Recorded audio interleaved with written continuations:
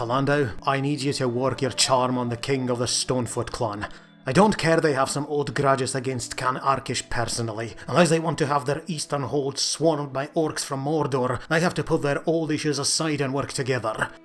Promise them what they need, and only exactly that, not what they ask for.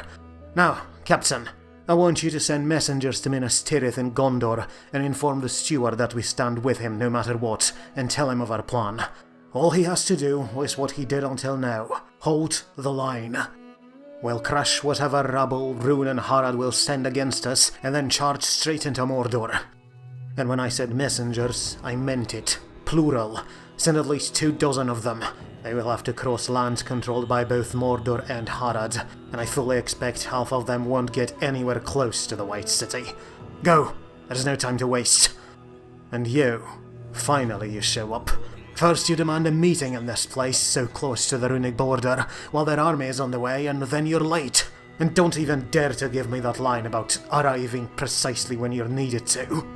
I wouldn't dare, old friend.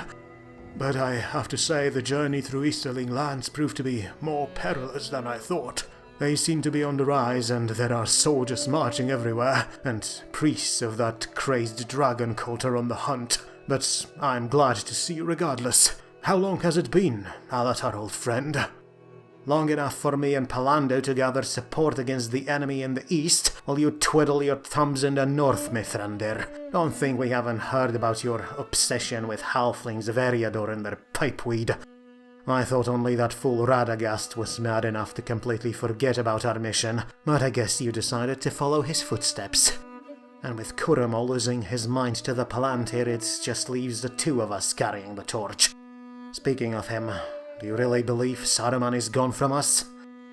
He is.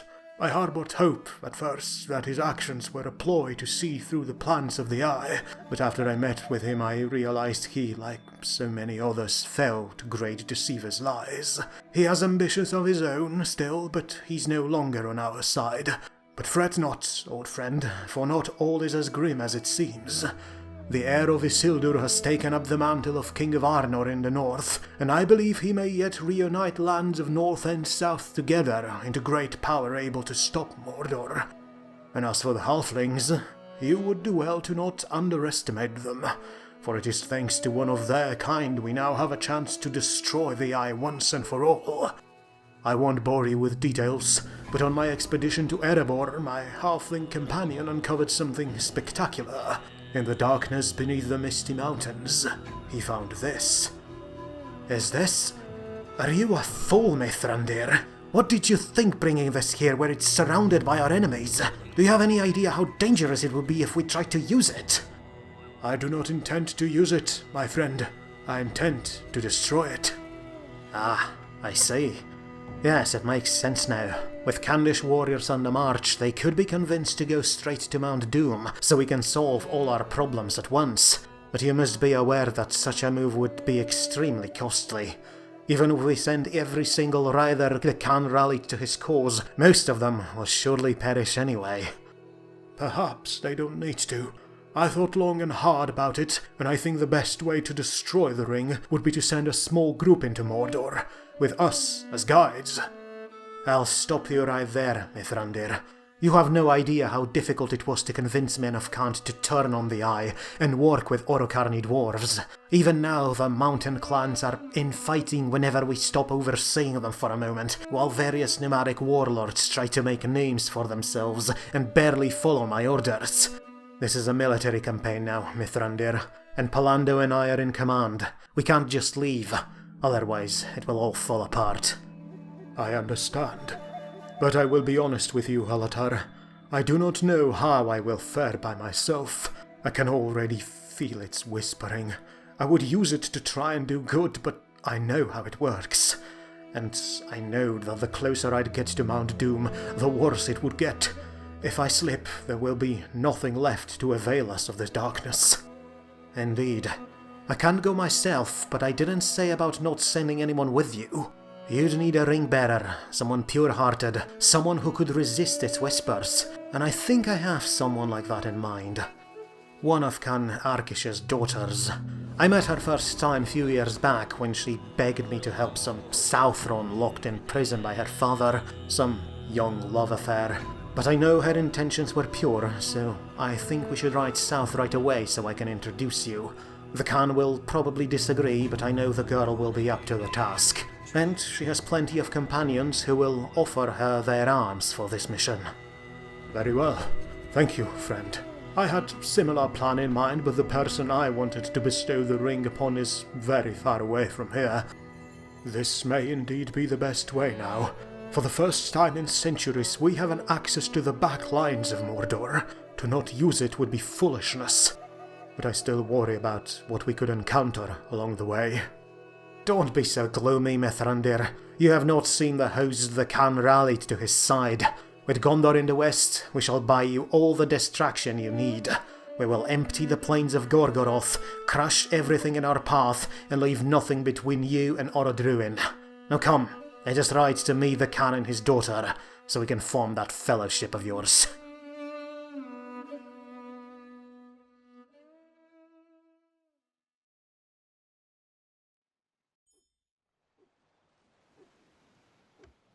When the army under command of great warlord Jasur left Mistrand, the Khan himself had to admit that it was perhaps not the most impressive of Imperial forces. A motley collection of levies, mercenaries, Southrons and even Northmen joined the Suriut commander on his mission to punish Khandish nomads for their betrayal. Rukar tried to convince Jasur to wait for reinforcements, but the warlord was insistent on departing as soon as possible, for he wanted a battle that would test him and his men, and he was not willing to wait around for it. Thus, along the southern road to Mataram he marched, and indeed the men he brought with him from his tribe were an impressive force by themselves. Along the column of infantry rode Suriut chariots, fast and deadly machines of war, capable of crushing through entire ranks of men without even slowing down, while the riders rained arrows on the survivors. Jasur's retinues were capable warriors as well, a banner of heavily armed cavalrymen, slow but near unstoppable, especially with their warlord at the front of their charge. For Jasur called himself great not just because of his pride. He was truly a beast of a man, standing taller than any one of his soldiers, wielding a blade that most men couldn't even lift. If Khan Rukar was a strategic commander who preferred to stay behind the lines to keep an eye on the battlefield, Jasur was his complete opposite. He was always the first one to rush into enemy lines, eager to prove his might and bravery to everyone around him, to inspire his men and to terrify his foes. But aside from levies and Suriut veterans, the army was joined by 2 companies of the freshly trained Lokerim. Now that the Empire's finances were no longer threatened, the old training camps were working night and day once again, training the standing army of Rhûn into the highest standards set by the Khan. For the Lokerim were not just regular soldiers, they were the symbol of the Golden Empire, the most recognizable force it could field, and its weapon that could deal with anything its enemies could muster. Poleaxemen and macemen could break through heavy infantry and were a bane of dwarves, while regular swordsmen could cut through near any other infantry with ruthless, meticulously trained precision. The archers and longbowmen filled the sky with orderly volleys of burning arrows, while the horsemen protected the flanks and dealt with any threats outside of the main battle line. And, thanks to Arolat's training, they were now a major threat to any other horsemen on the field, which meant that they could be sent to deal with enemy cavalry, and in doing so secure complete mastery of the battlefield for the rest of the army. But of all these regiments, none were so respected, and so well paid, as the spears and the pikes. For while other companies were the hammer of Runic army, these 2 were the anvil, the anchor that ensured the line would never break, so that the rest of the army could wipe the enemy out. They had a seemingly simple job: hold. But when one realized the dangers these soldiers would face, it wasn't difficult to realize how much of a tall order this was. The training regimen for spearmen and pikemen was therefore beyond harsh. A strict, unblinking discipline was relentlessly drilled, and sometimes beaten, into these soldiers to ensure they would not buckle under pressure no matter what they faced. A rain of arrows, a charge of heavy cavalry, a swarm of infantry, no matter what it was, they could not waver for even a second, for that could mean a complete collapse of the line and death of their companions. And with ties to Mordor, even trolls were used to train the pikemen. The final test they faced was a group of trolls rushing towards them, and only those who didn't flinch would don the mask of the Locker Rim and become protectors of the Empire. Alas, not every one of these regiments were ready when Jasor marched out and would be sent south later, but the warlord was confident in his abilities and eagerly rushed south. A battle against nomads of Candish steppe would soon be upon him, and he would not shy away from the challenge. While Jasor marched, Uldor and Kabisa continued their campaign against the dwarves of Erebor in the north. They arrived at a small town of Burmarlinge, where a handful of dwarven companies have gathered, no doubt to secure this Ruvanian settlement from falling into runic hands. Yet, it was an insignificant town, and so its garrison was likewise nothing special. A few hundred dwarfs huddled behind a palisade, nothing that could stop determined Imperial force. But after battering rams were prepared and the walls and gates breached, runic soldiers were surprised to find a stiff opposition waiting for them on the other side. A company of dwarfs stood ready in the street behind the main gate, clad in steel and mithril from head to toe, and they were not intimidated in the slightest by superior enemy force. Instead, as soon as the gates was broke open, they rushed forward and charged confused Easterlings, felling dozens of them on the spot, for not even their halberds could pierce Ereborian armor. Brass-clad men fell left and right until Commander Uldor himself arrived and ordered his pikemen and halberdiers to not fight, and instead simply surround the dwarves and keep them at a distance, while behind them, Goldvine crossbowmen set up and began firing between their allies at point-blank range. Slowly, methodically, volley after volley of quarrels flew into dwarven ranks, and even their tough plate couldn't withstand such a barrage forever. One by one the dwarfs fell, and only when a handful of them remained, the infantry closed ranks and charged the survivors. Even then, however, warriors of Erebor did not falter. Surrounded and swarmed, they kept fighting despite many wounds. One of the dwarves, wielding a deadly warhammer, swinged it with near impossible strength and fell 36 men before finally his helmet, and his head underneath it, split open after many halberd strikes. He was the last one. Burmarlinge was secured, and the path north to the Iron Hills was open. Such a battle would have been naught but a footnote in history though, if not for its aftermath. One of the Easterling soldiers who was assigned to clean-up duty found the corpse of that mighty dwarven warrior, buried underneath many runic soldiers, and realized that he was wearing a surprising amount of jewelry under his armor. Necklaces, rings, bracelets, all of that felt a bit too much for a commander of some border garrison. The soldier reported it to his superiors, after pocketing some of the valuables for himself, for he was after all only mere human, and eventually the news reached Commander Uldor himself, who came along to investigate. And indeed, the wealth of gold and gems upon this dead dwarf felt too obscene. More importantly, it didn't seem like just decoration. The rings especially looked more like signets used to sign important documents, and the symbols on them appeared not just on the rings themselves, but also on the banners seized from dwarven forces. Dragon priests were summoned, then the agents. Heads were scratched and confused looks were exchanged. Then some of the locals were interrogated, and their words confirmed what Uldor suspected, that this body belonged not to just some nameless officer, but to King Dian Ironfoot himself. The king under the Lonely Mountain was not under the Lonely Mountain. He was here, lying dead in the muddy street of Burmarlinge, his head split open with a runic halberd. Needless to say, the Imperial army celebrated long into the night that day, for they have dealt yet another crippling blow to Erebor. First their prince, now their king. The news was sent to Mistrand, and the Golden City celebrated this victory for a week, while the Khan sent generous gifts to his son Uldor and Commander Kabisa for their actions. Once more, the Empire proved its might, and this time without even being aware how important foe they were facing, until said foe lied dead at their feet.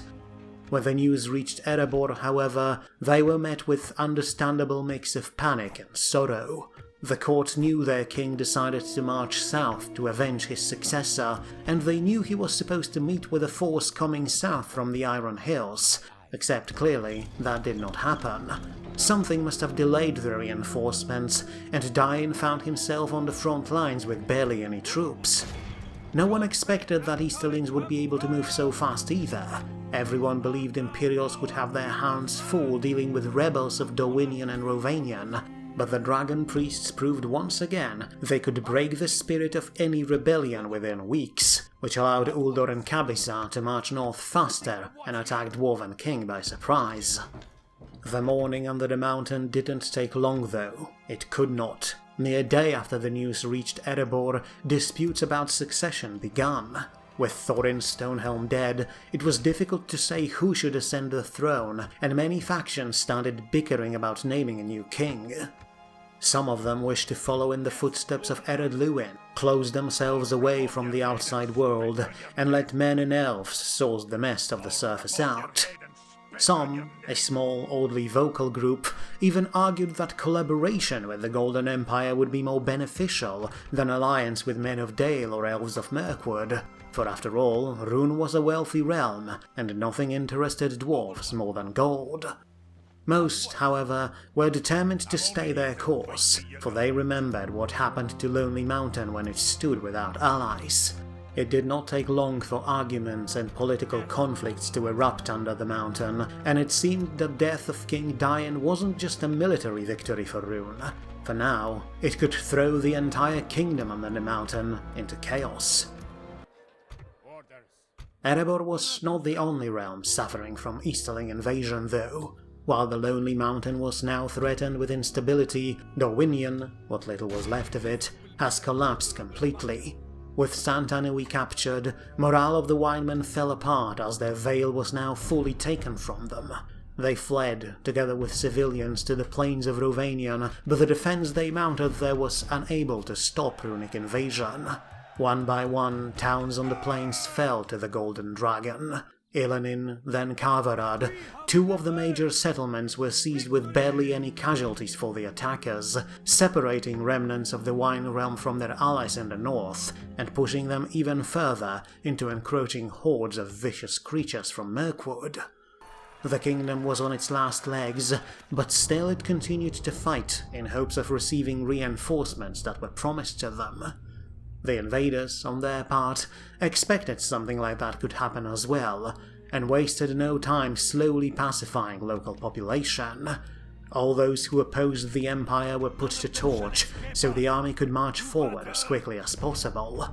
For once this front was seized, Rhûn could finally turn more of its attention to the north, towards Erebor, which was still their main objective of their expansion. Some wondered if the Khan shouldn't be more concerned with the nomads in the south, but so far Khan made no moves against Rhûn itself. Scouts brought news about massive hordes of riders pouring into Mordor, but when it came to Rhûn, they stayed on their side of the border, even when its expeditionary force entered the steppes. Perhaps it was the envoy the Golden Khan sent who ensured this lack of hostilities. Or perhaps the steppe riders had a far more important goal in mind. As Great Jasur marched south, in the north of the Empire had a different encounter.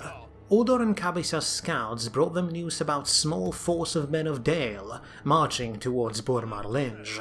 The Northmen were seemingly unaware of the situation, or perhaps they were sent to investigate the settlement and possibly provide help to the dwarves they thought to be there. Unfortunately for them, they didn't even reach the town, for runic commanders took their entire army and intercepted the patrol on the road. The battle was a short footnote. Men of Dale were ambushed on a rainy day and decimated with arrows and rode down with cavalry. Hundreds were killed without even reaching runic lines, and dozens were captured in the retreat. But to their utter surprise, they were not sent marching south in chains. Instead, Commander Ullr himself asked them a few questions about Dale and its relation to both elves of Mirkwood and dwarves of Erebor. He investigated their equipment, asked about their tactics, and then ordered the prisoners to be released. Their arms and banners were returned to them, and an order was given to not harass them any further. Kabisa was livid about it, claiming that Khan's second son allowed enemies of their people to walk free, to cause more harm in the future. But Uldor simply asked the prisoners to deliver a simple message to their king. Dale was, for many years, a peaceful and valuable trading partner of Rhûn. They were the last to join the war on the side of Derwinion, and, as he said, no doubt did so more out of obligation than actual desire to help them, especially since they didn't send any forces to Derwinion's aid in the few years the war was raging so far. There was no need for more bloodshed between the two realms. They were both nations of men, and Rhûn's enemies were not men, but elves and dwarfs who thought themselves better, who felt nothing but disdain towards humans they considered weaker and a worse race. If King Bayan was willing, Uldor said, there was no need for war between Rhûn and Dale, and with these words he sent the prisoners away. Whether or not his offer was genuine, or just a way to sow some disunity in the Northern Coalition was difficult to say, but the prisoners did indeed bring his wards to their capital city in the shadow of the Lonely Mountain, and the king, after careful consideration, decided to prepare an appropriate response. No peace was offered to the dwarfs, however, and soon another one of their forces was spotted marching south, threatening both Wintirian Yor and Rhubar. Much later, the Easterlings learned that this was the army King Dane was supposed to join, but its commander, a young and ambitious dwarven officer, got impatient after waiting for royal arrival and took his soldiers southeast to strike at what he hoped was now undefended Imperial border. And, in a way, he was right.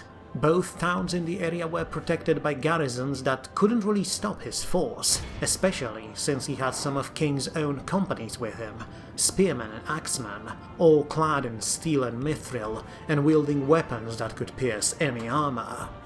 What the dwarves did not expect, however, was the sheer amount of patrols Rhûn had in the area. They were spotted quickly, still months away from reaching their objectives, which gave Imperial garrisons time to react. An officer by the name of Gimilzagar rose up to the task. He was, for a while, part of Uldor's retinue and was promoted to command after he proved himself during early days of the campaign. A rather bland and unimaginative man, Gimilzagar was still rather pragmatic, and he understood that waiting for the dwarves to come either to him or to Rhubar could end up in a disaster. Thus, he used his connections to raise the garrison of Rhubar, and together with his own forces, he marched north to intercept the dwarves at the northern edges of the Forest of Rhûn. His was not an impressive force, at least in terms of quality. It had only a handful of professional Arolat soldiers and artillerymen, while the rest of the army were levies and conscripts, whose main job was to protect towns and roads. Their numbers, however, were great, twice as much as what dwarves could bring to the field, and quantity had a quality of its own.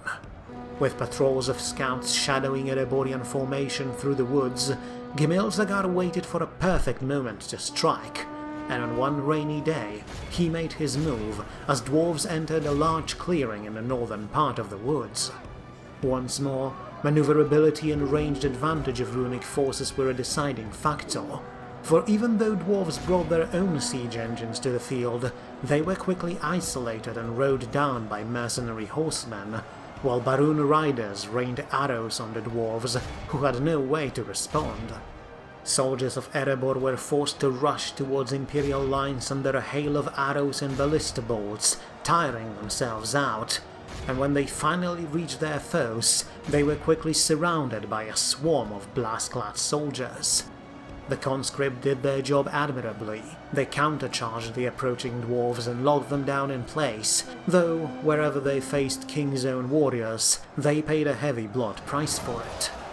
Once lines were locked in combat, Arulad Glaive's men and riders got to work. They ran around the formation and struck flanks and rear of dwarven warriors, retreating as soon as the chaos of their charge passed, just so they could attack again in another spot moments later.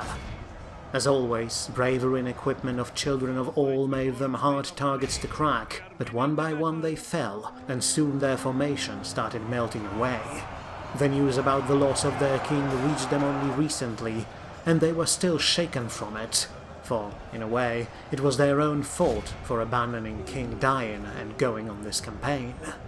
The officer who wanted to prove his worth lost his nerve, dropped his war pick, and fled, only to be trampled on the hooves of Imperial horsemen. Royal Company stood strong, but all around them other dwarves realized how hopeless this combat was, and, in spite of their short legs, began fleeing in hopes of reaching safety in the woods. But they would find none with hundreds of cavalrymen ranging around. Hundreds were captured as they tried to flee, while royal warriors stood their ground in a hopeless last stand, and soon the last of them fell to the ground, bleeding from a dozen spear wounds. Gimil Zagar scored his first victory as a commander, and his men ensured no dwarf left the battlefield alive. Those who were captured, almost 800 of them, would sell for a mighty fine price on slave markets in the east. But more importantly, this victory raised the morale of Imperial forces into the skies. Once more they won against dwarves of Erebor, who they, mere years ago, all considered to be dangerous and deadly foes. And this time, it wasn't even professional army who scored this victory, but mere conscripts and garrison soldiers. They cheered this victory long into the night, and Gimil Zagar decided to capitalize upon it, and instead of turning back, he sent riders to Mistrand with demands for more supplies, and took his army north. Erebor had one more threat to deal with now, and with dwarven forces falling at an alarming rate, they would not be able to face it on their own. It was no surprise then that many of the Northmen looked with hope to Khand. The nomadic Variak hordes were known for their ferocity, and so no doubt they could distract Rhûn at least for a while, to give them time to rebuild their forces. The truth, however, was not so bright. Jasur's army entered the White Steppe and spent many nights under open sky, expecting an attack to come from all directions. No such thing happened, however. The plains were empty, and so were nomadic campsites and few shepherd villages. It was as if the people of Khand simply abandoned their homeland and left nothing for the invaders who could now march all the way to the castle of Obamari without any issues. And even there, in this critical border stronghold, they met almost no resistance, only a few hundred riders and footmen, nowhere near enough to stop Jasur's advance. They were, however, led by none other than Warlord Orash, son of Khan Arkish himself. He was a renowned great commander who, back when Khan still stood on the side of Mordor, launched many successful raids into Gondor and pillaged many riches from the Stone Kingdom. This experience would serve him well now, for although his force was much smaller than the invading army, he put up such a fierce defense that he forced Jasur into a prolonged siege. The fort was surrounded, and towers and battering rams were built, but the Easterlings were aware that this delay could be deadly, for more Variaks could arrive at any moment. They attempted to storm the walls a few times, but each attempt was thwarted by Orash's men, who were on high alert night and day. Finally though, weeks later, the machines of war were ready, and the horns blaring in the gloomy morning announced that the time for assault was now. And this time, forces of Rhûn would not be the only attackers, for a warband of few hundred orcs, who were sent by their overlords to maraud across the steppe, has been convinced to join the fight on Runic side, by promises of both loot and a good fight. In truth though, Jasur was reluctant to rely on them. He considered orcs to be weak, undisciplined and near useless in any serious combat situation, but even he was willing to admit that they were better arrow fodder than his own men. He sent them, alongside the Haradrim and some of his own soldiers, to storm the northern gate, while the rest of the army would focus their attention on the northern one. Yet, as soon as the first horn roused the men to attack, another sound echoed on the wind, that of thundering hooves. Unseen in the foggy morning, another company of Variags arrived onto the battlefield and rushed towards the fortress to reinforce their comrades inside.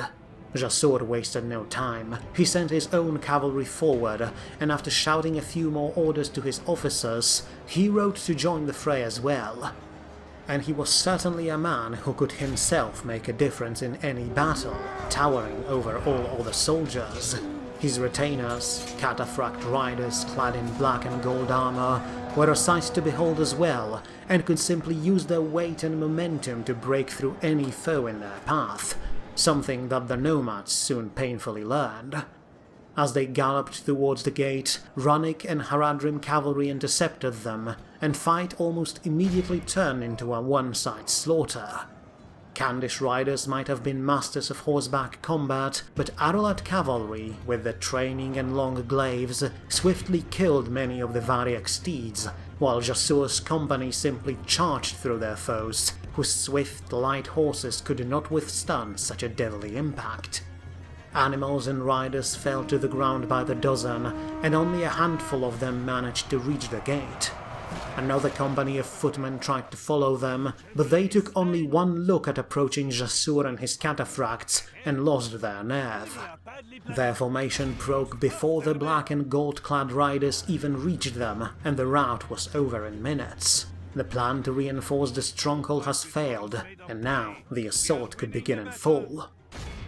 At the southern gate, the Haradrim broke through the wall and, together with orcs, poured into the city, their spears a perfect counter to nomads who tried to stop them. But the first company to go across the walls, however, were Dorwinian Goldvines. They chased after the remnants of the earlier rout and managed to seize the gatehouse before it was closed, and then swiftly dealt with the horsemen who tried to push them out.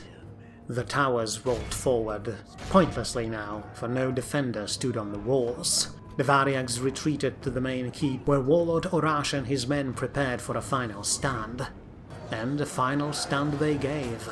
Swarmed by overwhelming forces, his bodyguard kept firing their composite bows, felling dozens of men and orcs.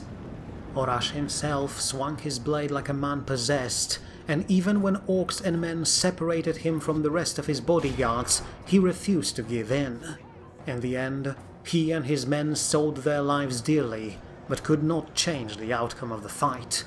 Exhausted and bleeding from dozen wounds, Khan's son was finally thrown off his saddle by an Arulad glaive and hacked to pieces by orcs who jumped all over him. When they were done butchering his body, the commander of Khandish defenders was only recognizable by his dented helmet and scraps of ornate armor. The orcs then began swarming across the town, killing anyone they came across, but were stopped by Jasur himself. He was a warrior, he said, a warrior fighting for glory. There was no glory in slaughtering civilians though, and he demanded the orcs to stop and leave the fort at once. The beasts grumbled, but when they saw spears and glaives of the Easterlings and Southrons levelled at them, they understood the message. They took their part of the loot and wandered south, no doubt to pillage and plunder whatever they could find, while Jasur's men celebrated their victory. For an army built in haste, they performed rather well, but their commander wouldn't join in these festivities. This fight was too easy, he thought, not even something he could be proud of. He wanted more. He wanted to throw himself into a sea of foes and let his blade sing. But alas, for now, he'd have to spend many days on boring task of bringing this fortress under runic control. Still, the death of Khan's son had to cause some response, Jasur thought. And very soon, he would learn that sometimes a man should be careful what he wished for. The news of this first victory over Khan spread quickly, and in turn made Imperial forces even more confident, to the point of becoming arrogant, something that they would soon come to regret. On the plains of Ruvanion, the town of Vilitur offered only a token resistance when Charon and his army set up a siege camp under the walls. A few hundred men and elves gathered there, but upon seeing Charon's army they quickly abandoned the walls and fled, chased by jeers and insults thrown by Easterlings, to barricade themselves in an abandoned fortified manor in the center of the town. The walls and gates were quickly breached, an Imperial army marched in and surrounded the main square. But as they took positions, a singular flaming arrow flew from the mansion into the window of one of the nearby buildings. Within mere seconds, the entire structure erupted into flames, and so did buildings around it, catching Imperial forces completely by surprise as a fiery blaze engulfed them from all sides. In a cruel and ironic twist of fate, the flames Easterlings so eagerly worshipped now immolated them by the hundred, as entire companies couldn't find a way to safety. A maniacal, mocking laughter erupted from the fortified manor, followed by a booming voice which proclaimed that even though the veil of wine may have been lost, those who stole it would now suffer for their transgressions. It was only thanks to High Priest Charon's mastery of fire that allowed the Imperial army to get to safety. Using his powers, difficult to both describe and explain, he carved an open path through the inferno and led his men out, as the mocking laughter haunted them all the way. Eventually, though, the flames consumed the manor as well, silencing that voice forever. The town was reduced to ashes. Its defenders laid their lives down and suffered a gruesome fate just to ensure Runic army would be decimated. And though Charon's skill allowed him to save some of his men, still well over 1,000 Imperial soldiers perished in the blaze. Many others were wounded, but those who survived now looked up to Charon not just as their commander, but as their savior. Over the next days, as flames still raged in the ruined city, more and more rumors about flame-touched priest began to spread, and those who survived alongside him would now follow him even into the jaws of hell itself. It was only much later when the Easterlings learned that the man who orchestrated this fiery ambush was none other than the Wine Regent Howin himself. The ruler of entire Dowinion died in flames, just so he could kill as many invaders as he could. Charon and other officers couldn't help but feel a bit of respect for such a daring plan, but they also understood that if Wine Regent himself was pushed into such an action, then it meant all hope for Dowinion was now lost. No reinforcements came to save the fallen Wine Kingdom, no allies rallied to the call, and if they did, they could not reach Dowinrim in time. And now, just like with Erebor, the remnants of the Wine Kingdom were left without leadership. Once more, the Empire dealt a devastating blow against men of the North, and though Howin's sacrifice did slow them down a bit, it was nowhere near enough to stop the Golden Tide from raging further and further into the west.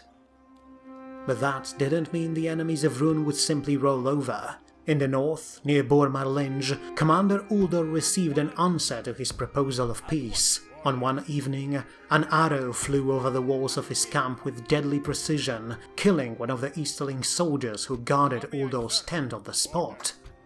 At first, everyone thought the marksman to be an elf, but the message attached to the arrow proved otherwise. It was written by Bain, King of Dale, whose reply was, like that arrow, simple and straight to the point.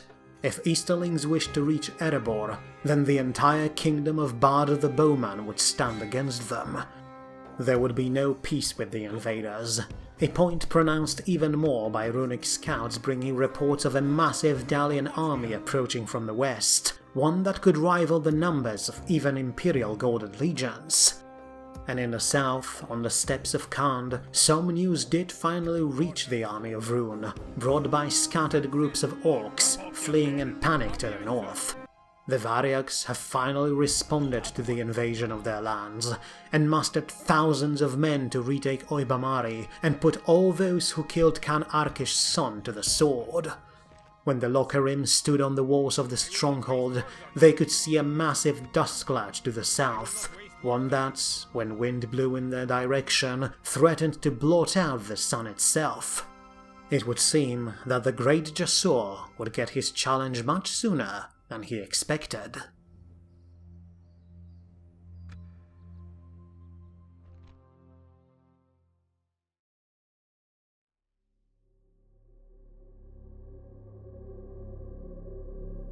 No, it's wrong again. Why doesn't it work? The idea is solid, the mechanical parts work perfectly, but it's just this damn oil. No matter what I add to it, I can't get it to burn hot enough. Perhaps a break is in order, Master Abdus. You have been cooped up in this basement for months now. No mind can go through such rigors and hard work, not even one as bright as yours. I will rest once I have something worthwhile to show to my father. But I thank you for your concern, Priest Ayul. I suppose at least a few moments of break would do me good. If we still have some of that leaf drink from the Far East, I'd gladly drink it. Of course, I will send for the servants momentarily. But, if I may, don't you think you're trying too hard to please your father? The firebombs you have designed surely are enough to impress him. I have seen them in action on the training field, and the results are spectacular. Perhaps, but it is not enough. It's just an adaptation of what Udage were using on their ships for decades now. I don't want to be remembered for just making it a bit better, nor do I want to be remembered as just Master Karon's assistant. I wish to create something new, something that will define our realm for generations to come. Otherwise, all the people will remember will be my fear and dishonor during Battle of Lest. So I have to keep working. I understand, but the work of Master Karon surely is groundbreaking in its own right. From what I heard, the soldiers he worked on performed beyond any expectations during combat. Yes, until the moment their heart stopped beating and they died. I'll be honest, I don't know if I want to be associated with Master Karon's research. Yes, the results are certainly impressive, but they also unnerve me. Those transfusions, as he called them, which he gave to some of his men were just a start. I think he wants to do it to all of us, with my father being the major recipient of his ideas. I know he wants to improve us, but I fear what we will end up as once all his plans are finished. It's not like something I do here. The alchemy I work on is a noble and, in a way, simple science of taking things that exist and turning them into something better. But what he does feels a lot darker, and some of his experiments don't really seem to make a logical sense, and yet they work. But to this day I have no idea if such sorcery should be trusted. It is, ultimately, up to your father to make such a decision, Master Abdus. But I have trust that Master Karon wants only to benefit the Empire with his work. We're only seeing early results, wild and untested. No doubt the quality will improve with time. I certainly hope so. And if his final plan really works, then I suppose it will all be worth it in the end. But now I should get back to... Oh, by the flame, what is this commotion upstairs? Oh, that...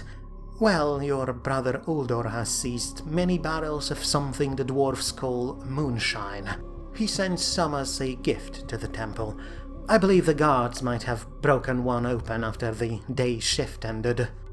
It's already night. But never mind. It must really be some drink if it made them behave so loudly. Indeed.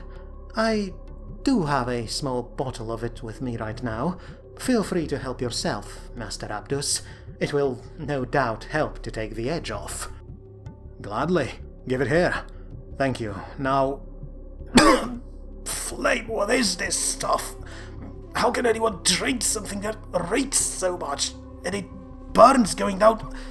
Wait, it burns. And it's denser than this oil. Let me just pour it here into the tank, stir it a bit and... Yes, it works! Master Ayul, I knew alcohol was a source of human progress, but I had no idea it could become it literally. Look how bright and hot it burns, and it keeps burning, and... Oh, maybe we should call the servants to put out this fire. But never mind that. This is what we were lacking here. Send word to Brother Uldor and the rest of our forces in the north. I want them to seize every single barrel of this stuff they can, and get the recipe out of the dwarven prisoners, whatever it takes. Finally I have something that will wash away the stain of my dishonor. Father will be ecstatic when he'll see it. His golden dragon will finally be able to drown its foes in flames.